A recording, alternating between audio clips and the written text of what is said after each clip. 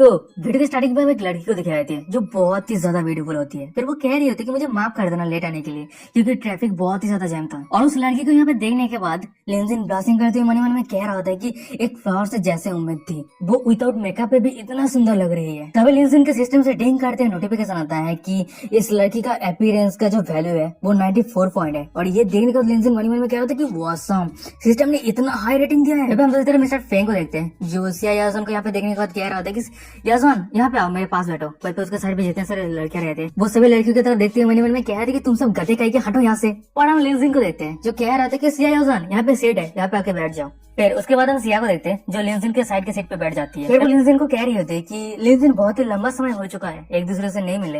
वहीं पे लिंजिन कह रहा होता है कि मैंने तो सोचा था कि तुम मेरा नाम भूल चुके हो। वहीं पे सिया कह रही होती है कि मेरे क्लासमेट के सभी के नाम याद है मुझे। तभी उसने दिखाया था कि लिंजिन के सिस्टम से डिंग करते हुए नोटिफिकेशन आता है कि नया काउंटर अटैक मिशन शुरू हुआ है। उसके बाद सिस्टम सिया के प्रोफाइल को ओपन कर देता है। नाम होता है सिया याजवान, उम्र 22 साल। अगर सिया का फेवरेलिटी होस्ट के ऊपर 90% तक बढ़ जाता है तो आप सिया के ऊपर जितना सारा खर्चा करेंगे उसका 10% आपको मिल जाएगा।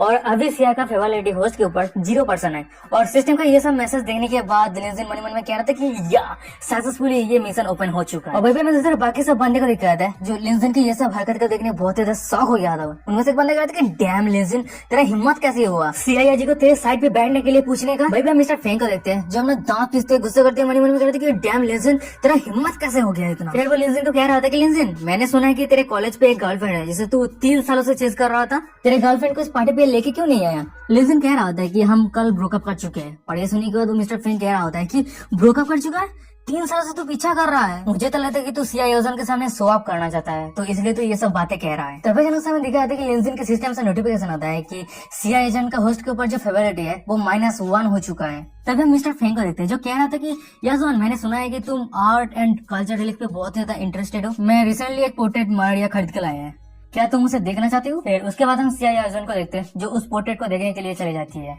तभी हम मिस्टर फेंग को देखते हैं जो लिंजिन के पास आता है और लिंजिन के कान पे कह रहा होता है कि तेरे आइडेंटिटी को समझ, तू इस रिच सोसाइटी पे सूट नहीं करता है। अगर तू फिर से सिया याजन को ट्रिक करने की कोशिश करता है तो मैं तुझे ये गारंटी दे सकता हूँ, तो ग्रेजुएशन के पास तुझे कोई भी नौकरी नहीं मिलने वाला है। उसके बाद हम मिस्टर फेंग को देखते हैं जो जिया याफेंग के पास चला जाता है बातें करने के लिए। पर तभी हम देखते हैं कि लिंग फेंग को जो उन दोनों के पीछे आ जाते हैं। फिर वो कह रहा होता है कि मिस्टर फेंग, मैं दाओ फेंग पेंटिंग पे बहुत ज्यादा इंटरेस्टेड हूँ, क्या हम एक साथ उस पेंटिंग को देख सकते हैं। तभी हम लिंजिन को देखते हैं जो पिछले साल के सिस्टम का दिया हुआ तीनों रिवॉर्ड में से एक रिवॉर्ड सिलेक्ट कर लेता है जिसका नाम रहता है कल्चर रिलीफ एप्रोप्रिएशन। और लिंजिन की ये बातें सुनने के बाद हमें मिस्टर फेंग को दिखा था जो कह रहा था कि जरूर। और वहीं पे वो मन में कह रहा था कि हाँ, तू बकवास करके तुझे इसके बारे में कुछ भी नहीं पता, तू खुद को इम्प्रेस करना चाहता है। उसके बाद हम लिंजिन को देखते हैं जो उस पोर्ट्रेट को अपने हाथ पे ले लिया होता है। और लिंजिन के साइड पे हमें सिया को दिखाई जाती है जो लिंजिन की तरफ देखते हुए मन में कह रही होती है कि क्या इसे भी इस तरह की हॉबी पसंद है। और वहीं पे मिस्टर फेंग कह रहा होता है कि क्या तू मुझे बता सकता है कि इस पेंटिंग में क्या अलग है, यूनिक चीज है। तभी हम लिंजिन को देखते हैं जो सिस्टम का दिया हुआ reward culture relief appropriate ability को एक्टिवेट कर लेता है। फिर वो कह रहा था कि ये गलत। और लिंजिन की ये बातें सुनने के बाद हमें जिया को दिखाता है जो टोटली शॉक हो गया होता है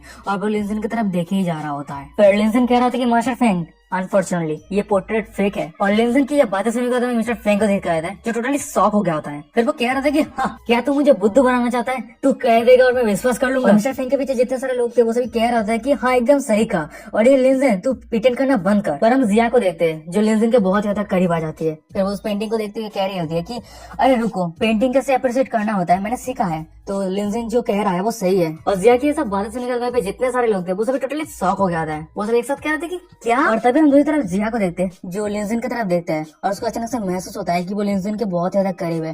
फिर वो लिंजिन से दूर हटते हुए कह रही होती है कि तुम्हारे पास प्रोफेशनल नॉलेज कैसे है। लिंजिन कह रहा होता है कि मैं जब छोटा था तब से मैं बहुत ज्यादा अनहैप्पी हूँ क्योंकि दूसरे कंट्री के लोग मेरे कंट्री के कल्चर रिलीफ को चोरी करके लेके चला गया जो हमारे कंट्री का ट्रेजर था। उसके बाद मैंने कल्चर रिलीफ एप्रोप्रिएशन के ऊपर लर्न किया। मेरा गोल ये है कि फॉरेन कंट्री ने जितने सारा कल्चर रिलीफ को चोरी किया है वो मेरे कंट्री पे रिटर्न लाना। और तभी हम मिस्टर फेंग को देखते हैं जो लिंजिन की ये बातें सुनने के बाद हंसते कह रहा था कि मुझे तो बहुत ज्यादा हंसी आ रही है तेरे से ये सब बातें सुनने के बाद, क्या तू पैसे से वो सब कल्चर रिलीफ को खरीदना चाहता है। वही लिंजिन कह रहा होता है कि जब तक तेरे पास पैसा है तो इस दुनिया में कोई भी चीज नहीं है जिसे तू खरीद नहीं सकता। और लिंजिन की ये बातें सुनने के बाद जितने सारे लोग थे वो सब हंसते हुए कहते कि क्या तेरे पास बहुत सारा पैसा है। पर हम जिया को देखते हैं जो कह रही होती है कि मैं जब छोटा था तब मैं इस तरह के अनरियलिस्टिक ड्रीम देखता था।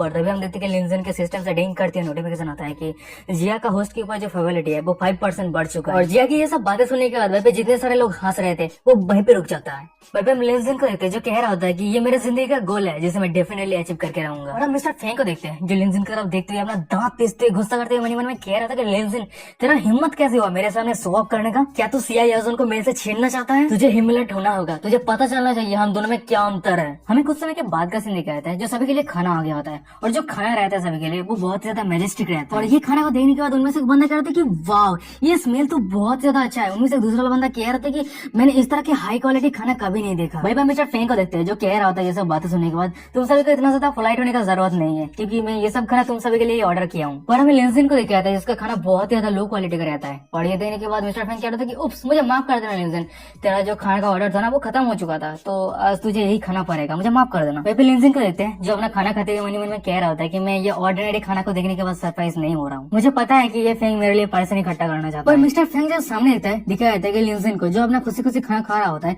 और वो जिया के साथ बातें कर रहा होता है हंसते हुए। और ये देखने के बाद मिस्टर फेंग तो टोटली शॉक हो गया होता है। फिर वो मन में कह रहा था कि क्या वो कुछ माइंड नहीं किया। और वही पे हम दूसरी तरफ लिंजिन को देखते हैं जो जिया के साथ कल्चर रैली को लेकर बातें कर रहा होता है और वही पे जिया लिंजिन की तरफ देख रहा होता है और लिंजिन की बातें को सुन रहा होता है। तभी हमें दिखाया जाता है कि लिंजिन के सिस्टम से डिंग करते हुए नोटिफिकेशन आता है कि जिया होस्ट के ऊपर जो फेवरिलिटी है वो 2% तक बढ़ चुका है। और वही पे मिस्टर फेंग को देखते हैं जो सामने का नजर उसे देखा नहीं जा रहा था और फिर वो चिल्लाते हुए कह रहा था कि मैं ये और सहन नहीं कर सकता। पर तभी जन से हमें दिखाया था कि लिंजिन के फोन पे एक मैसेज आता है। मैसेज ये रहता है कि मिस्टर ची ने आपको प्रिंस या यंग डॉटर के ग्रुप पे इनवाइट किया है। और ये मैसेज देने के बाद लिंजिन मन में कह रहा होता है कि मुझे याद है कल रात मिस्टर ची ने कहा था कि वो रिच सेकंड जनरेशन ग्रुप पे मुझे ज्वाइन करवाएगा। फिर लिंजिन अपने फोन में उस ग्रुप को चेक करने लगता है। फिर वो मन में कह रहा होता है क्या ये सही रहेगा कि फास्ट ग्रीटिंग गिफ्ट देना चाहिए। पर वो मन में कह रहा होता है पर ये काउंटर अटैक मिशन मैन के ऊपर काम नहीं करेगा। लिंजिन ग्रुप पे स्माइलिंग एंड वो नाम के एक बंदे को 18.88 मिलियन यून गिफ्ट के तौर पे देता है। ये गिफ्ट को देखने के बाद ग्रुप पे जितने सारे लोग थे वो सभी चौंक गया होता है। वो सभी अपना अपना ओपिनियन देने लगते हैं। वाह कितना ज्यादा रिच है मिस्टर क्यून,